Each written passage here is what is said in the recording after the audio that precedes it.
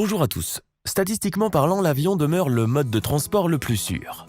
Mais lorsque l'on voit ces énormes appareils de transport de passagers qui peuvent peser des dizaines de tonnes, c'est difficile à croire, n'est-ce pas? D'autant plus que la vitesse d'un avion à l'atterrissage est élevée, soit de 150 à 230 km/h. Et si à ce moment quelque chose d'inattendu et d'inhabituel se produit, l'atterrissage peut devenir une véritable aventure. C'est pourquoi nous allons aujourd'hui vous présenter les atterrissages d'avions les plus extraordinaires. Regardez jusqu'à la fin, vous ne le regretterez pas. Deux avions ont failli entrer en collision à l'aéroport international de Barcelone. Tout se passait comme prévu, et soudainement, un autre avion de ligne est arrivé juste devant le premier appareil. Il s'agissait d'un Airbus A340 d'Argentine Airlines. Selon toute vraisemblance, le contrôleur aérien commit une erreur et dirigea l'avion sur la piste destinée à l'avion de Moscou. Mais le pilote de l'avion qui se posait réagit instantanément. Cela sauva sa vie ainsi que celle des centaines de passagers des deux avions. Quelques secondes avant la collision, il redirigea brusquement son Boeing 767 vers le haut. Encore un peu et le train d'atterrissage du Boeing se serait écrasé contre la coque de l'Airbus. La catastrophe a pu être évitée grâce à la réaction rapide du pilote, mais aussi à un peu de chance. Si selon nos normes humaines, le poids des avions est énorme, il est de peu d'importance face aux éléments. Pour un vent puissant, la différence entre un petit caillou et un avion de ligne de plusieurs tonnes est insignifiante. De sorte que si l'avion se retrouve frappé par un vent violent, on ne peut qu'éprouver de la sympathie pour lui, comme d'ailleurs pour tous les passagers qui s'y trouvent. Imaginez-vous à leur place. Vous êtes assis à l'intérieur d'un énorme avion de ligne qui donne l'impression d'une forteresse volante, et alors que vous pouvez déjà voir la piste d'atterrissage par le hublot, l'avion se met soudain à tanguer d'un côté et de l'autre. Vous êtes ballotté comme si vous étiez en mer alors que les ailes de l'avion s'élèvent et s'abaissent à tour de rôle. Comment vous sentiriez-vous? Le pilote doit alors absolument remettre l'avion à l'horizontale à temps, afin que les ailes ne touchent pas le sol. Cela dit, il existe un aéroport dans le monde où de tels atterrissages extrêmes se produisent assez souvent, et il est situé à Düsseldorf. En raison des conditions météorologiques locales, les pilotes doivent constamment jouer avec le vent et improviser. Comment parviennent-ils à atterrir lorsque leur appareil est ballotté par le vent comme un jouet? Simplement parce qu'ils s'entraînent sur des appareils spéciaux qui simulent des conditions difficiles. Mais ce n'est tout de même pas la même chose qu'un vrai avion, d'autant qu'ici, la vie de centaines de personnes dépend des gestes du pilote. Mais il y a des conditions météorologiques bien pires que des vents, même très puissants. Une tempête de sable par exemple. Et lorsque le carburant vient à manquer, l'attente est impossible. Et c'est la seule option. Dans ce cas, les pilotes ne peuvent compter que sur leurs appareils. Ceci leur indique la ligne d'horizon supposée, l'alignement de l'avion par rapport au sol et d'autres informations nécessaires, alors que seul le sable est visible à travers les fenêtres.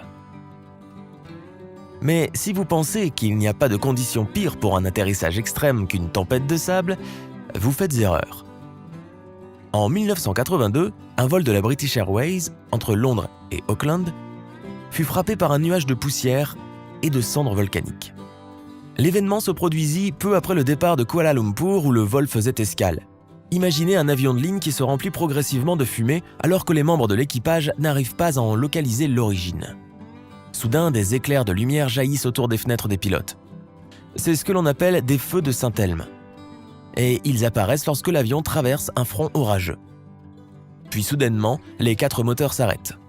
Pour compliquer le tout, il y a des montagnes tout autour. Sans moteur en marche, les pilotes durent capter les courants d'air pour empêcher l'avion de descendre. Ce fut très difficile, mais les pilotes réussirent à maintenir une altitude de 4 km et à passer par-dessus les montagnes. Une fois les pics dépassés, les moteurs redémarrèrent et l'avion put atterrir sans encombre à l'aéroport de Jakarta. Les 248 passagers et les 15 membres d'équipage furent sains et saufs.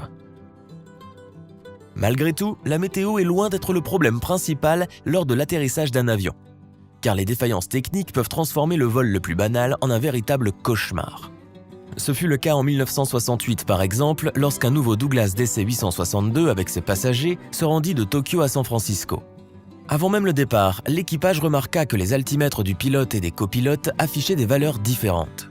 Bien sûr, ils appelèrent immédiatement un mécanicien qui répara le tout et le vol se déroula sans incident. Et une fois de plus, les altimètres de l'avion cessèrent de fonctionner et indiquaient des altitudes différentes. Les pilotes n'eurent plus d'autre choix que d'utiliser les appareils de secours. Sauf qu'il s'agissait d'un nouveau modèle et que personne dans l'équipe ne savait comment les utiliser. Le résultat fut un atterrissage à l'aveugle et les pilotes manquèrent leur cible de 4 km. Au lieu de se poser sur la piste, ils se posèrent sur les eaux de la baie de San Francisco. Mais ils furent chanceux dans leur malchance, car l'avion de ligne toucha l'endroit parfait pour se poser, directement sur les hauts fonds. Le train d'atterrissage heurta les eaux peu profondes et la coque de l'avion demeura au-dessus de l'eau, de sorte qu'aucun des passagers ne fut blessé.